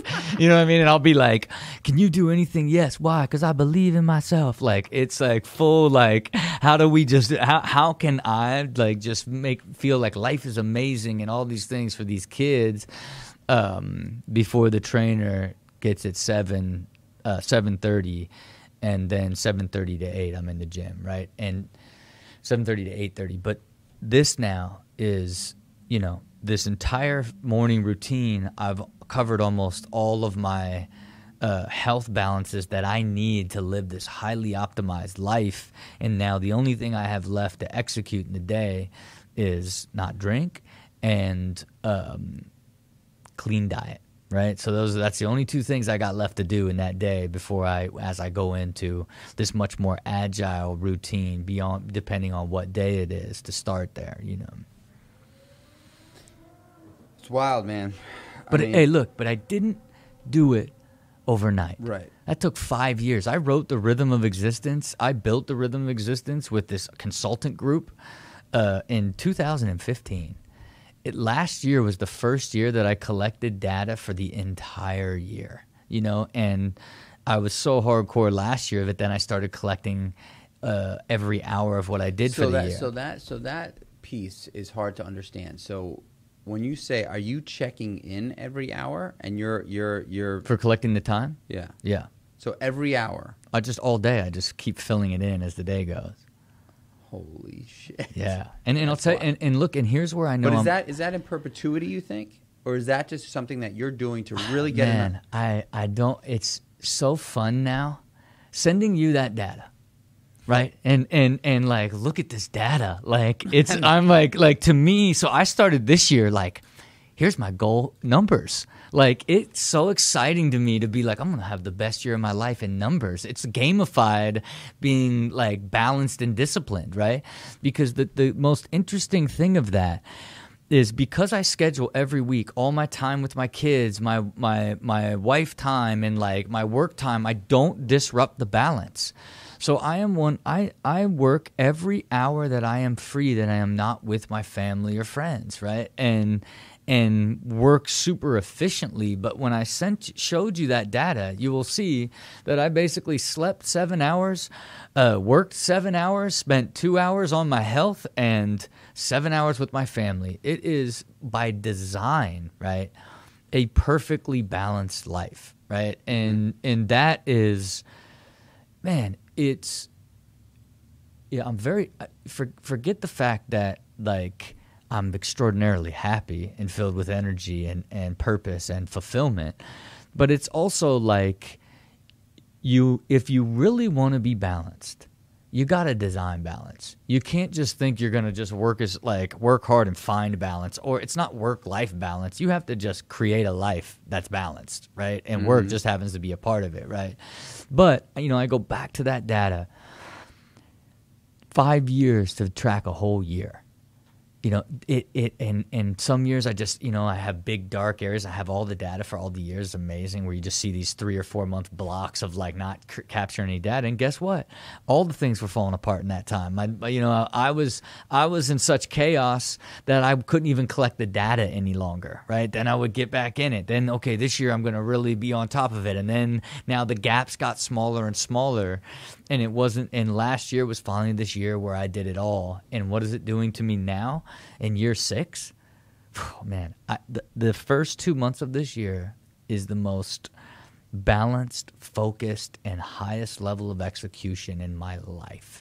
I didn't even know I could get to this level, right? And so it's like, it is just energizing me that much because now I'm playing the game like, for the numbers, right? And because I know when I shared that data with you, there's my core number is the combination of life, work, and health, right? I averaged between 10's the max score, so 30 would be the max. My average for the whole year was 17.8, right? And then my health balance is just what percentage did you do all of those 5 things for the entire year? I was 52% for the year. And it went in these sort of waves depending on what it was. And then my goal was like, nope, when you were the most happy and balanced and fulfilled in these numbers, if you can average over a 20, or if you can stay above 80% in your health and discipline, that you will average a 20 where you are 80 and 20 is where you are your happiest. So that's it. That's it. That level of data created this very simple, like now, motivation, discipline, mark, gamified it to where like I was 98% in January and like average like a 21. I'm going to average like a 22 this month and be at like 95%. So forget about like 80 and 20. I'm like at like 95 and 22 so far this year. And it's like the energy is from you now have this really qualitative way of knowing that if you stay this disciplined, how amazing your life feels. You know what I mean? That's when it goes beyond even just a habit, but it turns into like a quantifiable way to look at how amazing life feels. So it's so great that you say that because I always said, I have a lot of tattoos. I've been collecting tattoos since I'm a kid. I always said, for the sake of my mother, I would never get my hands, face, or neck tattooed. Always said it. I was just like, I'm just not going to do it. It's not worth, upsetting her. I broke it. I did. I broke it because I was reading this book and Jocko Willink said one of the most profound statements that applies to my life ever, which is discipline equals freedom. Mm-hmm. Discipline, without a doubt, equals freedom. And it's the dichotomy of that, the sort of juxtaposition of what that means, right? Like the structure gives you an opportunity to be free because you're not always worried about organizing and, like you're not focused on like the variables, because when you are structured, the variables are still there, but you feel a lot more confident with the variables, right? Because you know that you've gotten the fucking core done. And so I got it tattooed on my hand. Discipline equals freedom. It's the most powerful thing for me. It is what has absolutely paved a path of, where I'm hoping I'm going to end up when I'm 46, right? In this place where you are, which is like, I know that it's not easy doing what you do for you now, because, the definition of a habit is doing something so much that it becomes second nature and you don't even really think about it much. And that can go for really terrible things, and also really incredible things. And the two more things I want to ask you. So, out of all these habits that have become just part of you, where it's not even you've gamified it and you enjoy it and you actually really look forward to it, so much so that it's pretty much like brushing your teeth and wiping your ass when you're done with that. Which one of those habits do you think weighs the most impact? Which one of those habits have you been like, this thing really is the one that has just aligned a little bit more than the rest? I could see it coming as you were building it up there. And again, I keep kind of landing back on this, like, you're this multi-dimensional being that entire life is these intricate, interwoven systems that are all these parts of your life, right? And it's so hard for me to look at one because I needed other things in my life to be cleared and systematized and turned in to things that I didn't have to think about, that finally gave me the space to be disciplined enough to be able to get my health balance back in order, right? And on a consistent basis. But if I could now, because I think it's everything, and I do believe like the qualitative data about yourself is this extraordinary like self-discovery process, but difficult to do.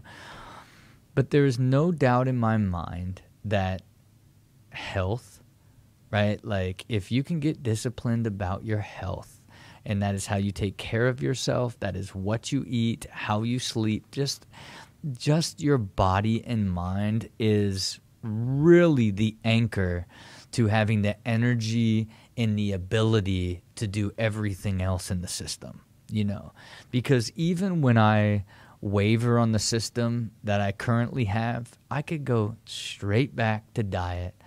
And if I'm drinking a lot and more consistently and eating bad more consistently is almost every single time the one and only thing, right? And I think people tend to connect it to how they feel about themselves from a vanity aspect, right? Of like, oh, this is the best I've looked. I'm trying to look good, you know what I'm saying? Versus like their output and their ability to be consistent and create these habits and be more disciplined is actually, there's so much pull on it when your body feels bad and is working extra hard and you're getting less sleep, and now you're not, your body's just basically using up all its energy to try to filter through all the junk you put in it, right? Like people just do not understand.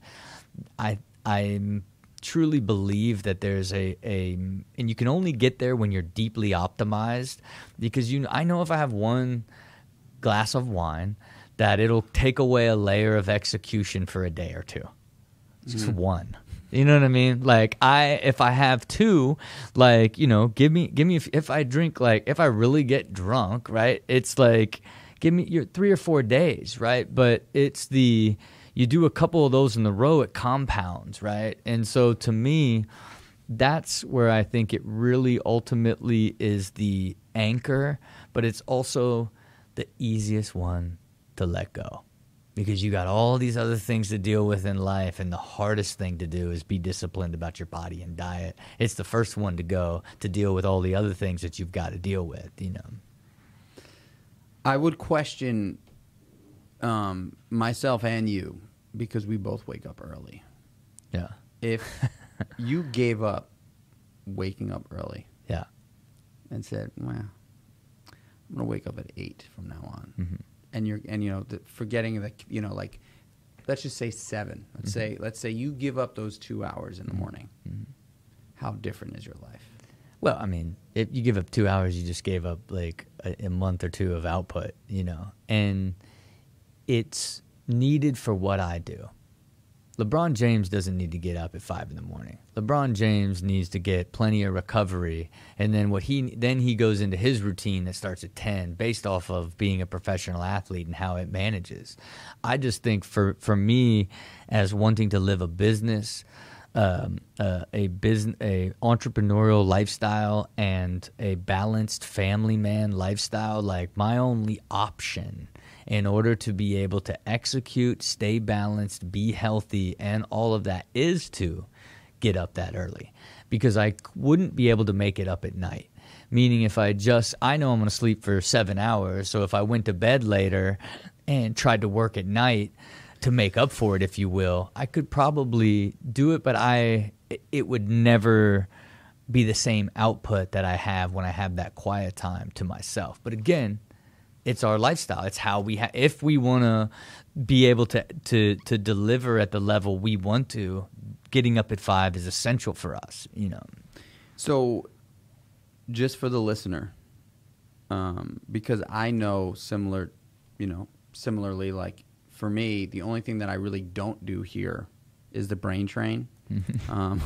And it's kind of random. And I don't write the email, which I think is amazing, because I would alleviate an enormous amount of question. But let me tell you something. Another thing I do in the rhythm is not only do I plan breakfast dates, evening dates, breaks in the middle of the afternoon where we just connect, but then I do a family sync once a week with all of my assistants and my wife, where we have a giant living document of everything related to the family and everything to do with what's going on with our combined lives and goals, so that we can get aligned on that front. So there's nothing, we don't ever have to get into any questions about what's happening both on a daily or weekly basis that keeps us in a pure rhythm as well. Another thing to think about. So for the listener, if you had to pick out one of these things that you think could, again, it goes back to this idea where there's so many people that don't have that, that are either young and just inexperienced, or stuck, pandemic, life crash, like looking to pivot, If you had to say one thing, like if you're looking for a way to start, if you're looking for something to fucking add to your life that will change it if you do consistently, what would it be out of the things that you do? Look, I really think it is, kind of where you were going with, like, get up early and just make 3 things that you're committed to doing every single day. You know what I mean? Like, if you could just, like, if I still track. I used to, because I was inconsistent on getting up at 5, sometimes it'd be 5:30, sometimes I made tracking if I got up at 5 a thing.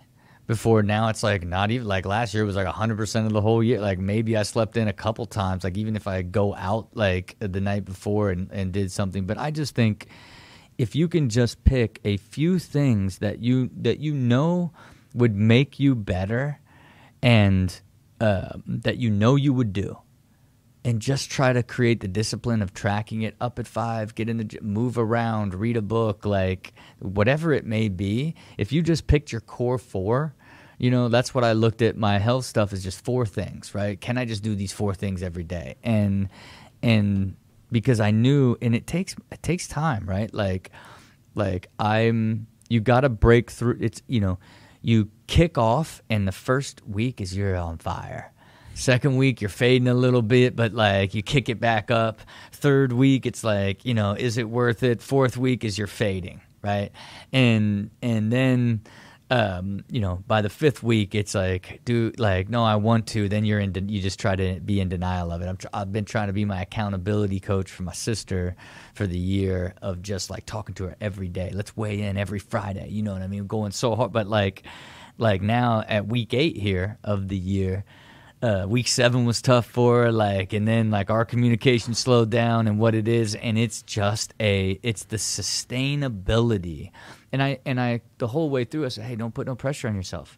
We're going for the whole year now. If you gotta kind of level off for a little bit to find a new place to get some energy, just level off. Don't go down. Don't start eating terrible and going completely out. You don't have to be as disciplined as we were in the beginning, because this is a lifestyle. But don't let yourself go. It's so crazy, man, when you think about it, that when people, life is hills and valleys, just like the rhythm, right? It's just it's like that. That's just the way it is. It's just, that is life, right? You said it too earlier. It's not, life doesn't get better. We get better at life, right? Yeah. It's just like that. And so, but for some reason, the human condition is Like, and it's probably from back in the day wired into our thing. Like when the lions are coming to kill you, like that is it, man. Like when they're running at you and you're in the middle of the jungle and like you're like, I'm not as fast as those motherfuckers. Like I'm gonna die. You know what I'm saying? Like when you're in a low, Yeah. most humans are conditioned to, for whatever reason, just think low is life. Like that's it. Oh shit, I'm But sometimes low is life. Because the highs come in these like bursts. You've never had even a remote sustained high, so you don't even believe it's possible, right? I think that there is, there's this thing where, you have two choices, right? When the low happens, you can get comfy, you can hang pictures up on the wall. You could sit. You can expect people to like throw you a rope, and you can be like, "I'm low." I need attention. I need drama. I'm gonna make this about me. This low. I'm low. I'm hanging pictures. I got the comforter. Or you could pull yourself out, right? Like that, right? Like you could smile, boom, like that. Like it happens like in a second, where it's like you're feeling it. It's fucking terrible, and then you stop. Open up the window, let the breeze come in, smile, boom, serotonin, like in the brain, like it happens, And I think that is something that, is so important to push out there, that like low doesn't have to be life, right? Yep. And like I know that you're living the life of your dreams. I can see it all over your face. But know this, I built a system to get there, and I don't experience lows. I don't even hardly experience a negative thought, right? And when the unexpected things like enter my world, it's like I'm this giant pillow that they bounce off of. Nothing sticks because I have optimized myself in such a way that I have no stress that lives in me.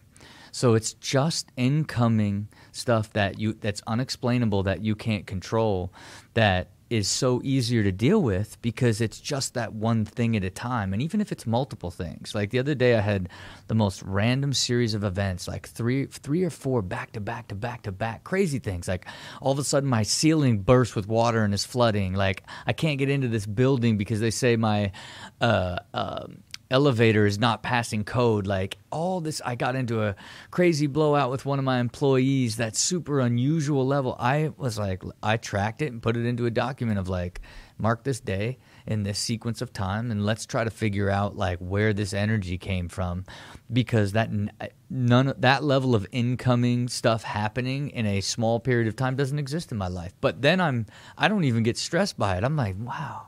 It's crazy that it would flood and then that would happen. Then this energy would occur here. It's now like evaluating it, not experiencing it as stress, but experiencing as this sort of unusual ripple in the universe that is this life that I created. Versus if I was in a low and then all those, like I was in highs and lows all the time, and was like all these different things were causing me stress and anxiety. Then that hit, that would be a breaker. That would have drove me to like get through the day and drink a bottle of wine and like then just like, run through it what it is. So, I'm on the same side. You have to take massive action in order to get yourself to a place. But your life and goal, your goal in life should be to ultimately set out on a journey to master your time and energy to get you to a place where you almost never experience any negative thoughts or any lows whatsoever. And I'm living proof that it exists. I don't know many people that could say that they created a qualitative and quantitative data system, then cleaned out their entire existence, then optimized themselves to such a level that they rarely even have a negative thought, right? That's fucking superhuman, dude. Right, and it's at the end of the day, I'm just happy, and it's like, even then, half the beauty of the experience and the energy and why we can just like go for 2 hours straight is it's like now I'm sharing my philosophy, my way of thinking in this very detailed approach to living this extraordinarily happy life because it's somebody that understands it and is engaged with it as a system, where a lot and a philosophy versus like, you know, a lot of people I just would never even get this deep on with it, because it starts to feel like, for people that aren't about growth and evolution and trying to be the best version of themselves, it's crazy talk. You know, to my mom, it's like, I saw this article with Tom Brady. And it's like, they were saying, like, he does the same dumb thing you do where you schedule time with your family. You know what I mean? Like, to my mom, it's like who schedules time? Just spend time with your family. You don't got to schedule it, right? Mm-hmm. Like, and it's even in this journey where I was trying to like show my sister my system. I sent my sister all the data I sent you, and she like got with my mom, like, can you believe this? Like, what is this guy doing? You know what I mean? Like, again, you got to be in the right. It exists. And for me, long term, I know it will be, how do I develop this into a system that anybody can use and develop, and ultimately try to build a life like I did through what I learned doing off of this will be a huge part of my legacy in the future, you know. That was one of my last questions. Like, how do you actually scale, like, make this so that other people can appreciate it? Yeah, and to me it is again, like, I rally it, like, how do you make find the simplicity on the far side of complexity for something like this? How do you make it feel believable that I can start doing this and eventually it'll work for me the same way? I hope I can. I don't know if it's really going to be about creating a program for already really driven, inspired people that want to get, like yourself, to get to audio. It's got to be audio. Yeah, and look, it's probably deeper than that, right? There's probably some level of like structure of learning connected to it, because it's so complex to kind of manage, right? But yeah, I don't necessarily. I'm gonna do the book first, and I'm gonna do a film around the book, just to kind of all of this in a more organized sort of way, and to show it, really just to be an example of what is possible, but how it ultimately translates to where anybody could adapt it and do it, I don't know. It's pretty hardcore, you know what I mean? Rob Dyrdek, man, this is probably one of the most fun 2 hours I've had in a long time, dude. Really, this was awesome. It was great. I'm like, you know, I wish we didn't get deep into your story, but I think that we got. I don't think we even needed to, right? You have developed into this human being that truly is like superhuman, and I believe you when you say, I really don't experience negative thoughts, and I'm like I've got like a positivity force field around me that things just bounce right off of. Like, I believe that. Yeah. I've got to ask the question, because I always ask, do you believe you were born or made, my man? You know, and we went through a lot of it in here, you know, and I believe that I was given some natural advantages in the path that I chose, but I was made into this person that I am today, right? Like, I used the talents that I was born with to try to live an amazing life, but it was only when I actually decided to make an amazing life did I go and live one. So despite being born with some things, at the end of the day, I am 100% made. There you have it, folks. That's it, man. I'm beyond ecstatic about this one, dude. This is incredible. I think the listeners are going to get so much. They're going to think the two of us are insane. Yeah. But the craziest thing is that it's real, right? Yeah. Like, you're not incentivized in any way to fabricate this. Yeah. This is a life that you've created. This is a life that you're living. And what the beauty is that you're not a completely unique individual. Other people can do it. 100%. It's going to take a shit ton of work, but other people can do it. And I think that is the beauty of this podcast, that it says, hey, like, these are alive, living people that have done incredible, extraordinary things. And most of them will say that they were born with something, but they were certainly made over time. No doubt. My man. Appreciate you. This was awesome, homie. Thank you so much. Thank you guys for tuning in to Born and Made. This was awesome. I can't wait to see you on the next one. That was my chat with Rob Dyrdek. You are going to fucking love it. Peace.